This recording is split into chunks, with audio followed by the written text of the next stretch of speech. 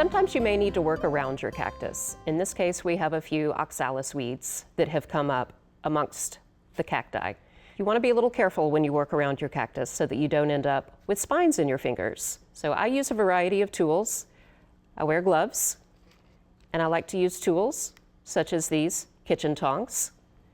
So you can use one set of tongs to hold back the cacti, and then another set of tongs to work your way carefully into the pot and pull up those stems, pull up those weeds, and just continue to hold back the cacti with one set of tongs while you reach in with the other to pull out the weeds.